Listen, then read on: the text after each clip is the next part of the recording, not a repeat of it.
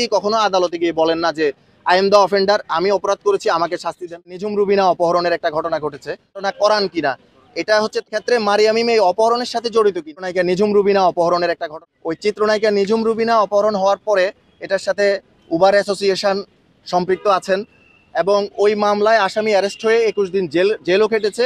Jail খাটার পরে ওই আসামি বর্তমানে জামিনে আছেন। তো লাস্ট এই মামলার 18 তারিখ এটা শুনানি হলো। 18 তারিখ আমরা জামিন বাতিল চেয়ে আবেদন করেছিলাম এবং পুলিশের চার্জশিট অলরেডি আদালতে দাখিল করা হয়েছে।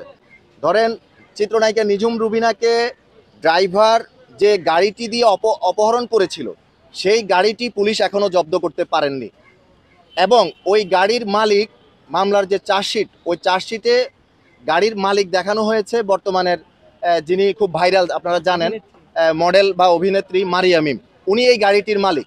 তো সেক্ষেত্রে ওনার সাথেও যোগাযোগ করা হয়েছে, উনি ওইভাবে আমাদেরকে কোনো সদুত্তর দিতে পারেননি। সেক্ষেত্রে আমরা আমাদের পরবর্তী স্টেপে আমরা অবশ্যই চাইব যে এই মামলার মূল বা গোড়াসহ যেন উদ্ঘাটন করা হয়, রহস্য উদ্ঘাটন করা হয় যে আসলেই এই অপহরণের সাথে কে বা কারা জড়িত বা এটার পিছনে মারিয়াম মিমের হাত আছে কিনা, এগুলো আসলে তদন্ত সাপেক্ষ বিষয়। এটা শনাক্ত করেছে এই ঘটনার দিন এই গাড়িটা চিত্রনায়িকা নিঝুম রুবিনাকে ওনার বাসার নিচ থেকে রিসিভ করে নিয়ে গেছে। সেই বাসার সিসিটিভি ক্যামেরায় সেই গাড়ির নম্বর প্লেটটা শনাক্ত করেছে পুলিশ। শনাক্ত করে এই মামলার যিনি তদন্তকারী কর্মকর্তা উনি বিআরটিতে যখন খবর নিলেন, তদন্ত করে খবর নেওয়ার পরে ওই গাড়ির মালিকানা সংক্রান্ত যে ডকুমেন্টস হাতে এসেছে সেখানে ওই মডেল বা অভিনেত্রী মারিয়াম মিমের নাম এসেছে। তো সেক্ষেত্রে মারিয়াম মিম এই অপহরণের সাথে জড়িত কিনা বা উনি এই অপরাধের সাথে কোনোভাবে সম্পৃক্ত কিনা বা উনি এ ধরনের ঘটনা করান কিনা এটা হচ্ছে তদন্ত সাপেক্ষ বিষয়। সেক্ষেত্রে আমরা আদালতে নারাজির পিটিশন দিয়েছি, যে চার্জশিট এসেছে, আর আদালত আমাদের ওই নারাজি পিটিশনটা অ্যাকসেপ্ট করে পরবর্তী মামলা তারিখ রেখেছে 30 তারিখ। ওই 30 তারিখে আমরা ওই গাড়িটাকে জব্দ করার জন্য আমরা একটা পিটিশন দিব আদালতে এবং এই গাড়ির মালিককে মারিয়াম মিমকে এখনও আদালতে ডাকা হয়নি।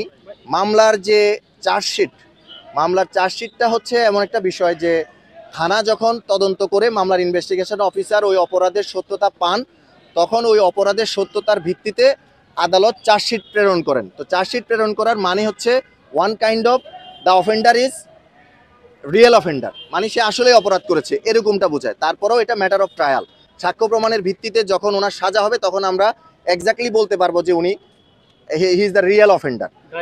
এখন ড্রাইভার স্বীকার করেছে বলতে যে ঘটনাটা ঘটেছে এটা স্বীকার করেছে, বাট মোটিভ এবং ইন্টেনশন যে অপহরণের যে সংজ্ঞা ওই সংজ্ঞা অনুযায়ী উনি অপরাধ স্বীকার করেছে, যে ঘটনা ঘটেছে স্বীকার করেছে। বাট ওনার তো দাবি উনি করবেই যে আমি আসলে অপহরণ করার উদ্দেশ্যে আমি ওনাকে নিয়ে যাইনি। আর বাস্তবতা হচ্ছে কোনো অপরাধী কখনো আদালতে গিয়ে বলেন না যে আই এম দ্য অফেন্ডার, আমি অপরাধ করেছি, আমাকে শাস্তি দেন। এভাবে এটা আসলে কখনো হয় না। আর মারিয়াম মিমের যে ব্যাপারটা বলেছেন, আমরা মামলার যখন চার্জশিটটা হাতে পেয়েছি ওই চার্জশিটে রাষ্ট্রপক্ষের সাক্ষী বানানো হয়েছে মারিয়াম মিমকে, প্রসিকিউশন উইটনেস 4 বানানো হয়েছে মারিয়াম মিমকে। এখন আমার কথা হচ্ছে যে মানে আমাদের পক্ষে সাক্ষী বানানো হয়েছে ওই মামলায়, আমি হচ্ছি প্রসিকিউশন লয়ার, রাষ্ট্রপক্ষের আইনজীবী। তো সেই মামলায় আমি এটাতে সন্তুষ্ট না বা আমাদের পক্ষ এটাতে সন্তুষ্ট না। কেন সন্তুষ্ট না? আমাদের পক্ষের যাকে সাক্ষী করা হয়েছে আমাদের সাথে আলোচনা না করে বা মামলার ইনভেস্টিগেশন অফিসার হতে পারে যে উদ্দেশ্য প্রণোদিতভাবে ওনাকে আসামি না করে সাক্ষী বানিয়ে ওনাকে সেভ করার জন্য ওনাকে এই মামলায় করেছেন। আর ব্যাপারটা হচ্ছে যে এই মামলায় যে গাড়িটা দিয়ে অপহরণ করা হয়েছে এই গাড়িটা কেন এখনো জব্দ হয় নাই, এই প্রশ্নটা তো বারবার আসে।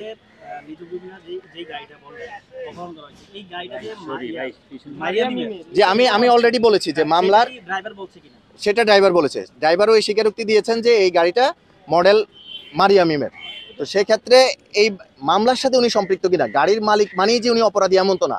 তো এটা সত্য উদ্ঘাটন করার জন্য আদালতে উনি আসবে, আদালত অথবা ওনাকে সমন দিতে পারে, ওয়ারেন্ট দিতে পারে আমাদের যে আবেদনের ভিত্তিতে। প্রথমত হচ্ছে গাড়িটা জব্দ করলেই তো গাড়ির মালিকের ব্যাপারটা চলে আসবে। তো সেই ক্ষেত্রে যথাযথ তদন্ত করে তারপরে আমরা বলতে পারবো যে ওনার স্বীকারোক্তির পরে যে আসলে উনি স্বীকার করেছেন কিনা যে উনি এই অপরাধের সাথে সম্পৃক্ত।